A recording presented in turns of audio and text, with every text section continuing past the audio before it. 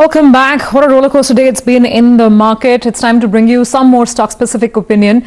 Mayuresh Joshi of William O'Neill is joining in. All over the place, Mayuresh, in this market. Not easy. Bajaj Finance exactly at 2,100 as we say hi to you. Who do you buy the stock? Afternoon, Surbhi.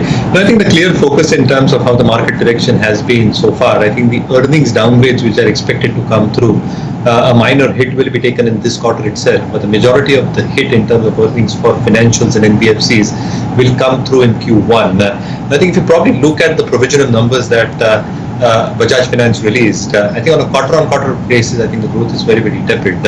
Again, I think the risk that the market perceives at this point of time is the exposure specifically towards the SME and the unsecured credit segment.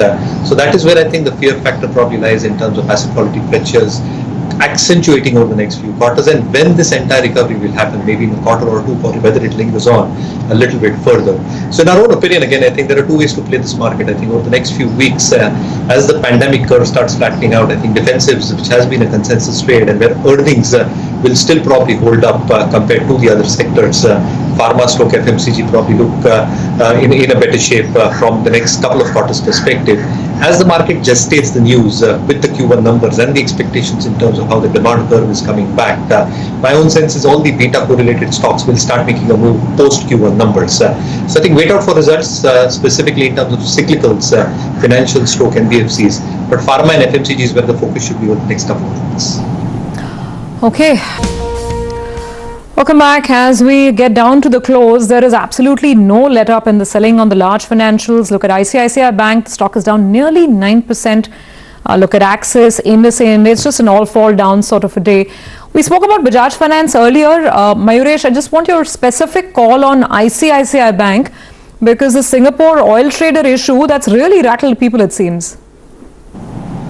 Oh, absolutely. And again, I think the exposure that they've clearly mentioned out, I think any kind of a default on that one, I think that's going to take a huge hit in terms of the provisioning required, in terms of the lending that they've probably done. Secondly, Surbhi, also I think in terms of the overall mix that ICICI Bank has at this point of time, yes, largely retail oriented in terms of the advances growth that we've seen over the past few quarters. So that should hold up well for the bank itself. But what probably happens in terms of the overall advances growth itself, as Chris Wood was pointing out, I think the lockdown pressure itself and the expectations of advances growth actually narrowing and slowing down, carrying with it, I think the return ratios for this year's perspective in terms of an annualized basis on ROAs and ROEs, along with some provisioning that might actually be required to get accentuated as well in terms of both aging related issues at hand and anything new that comes up like the case in hand.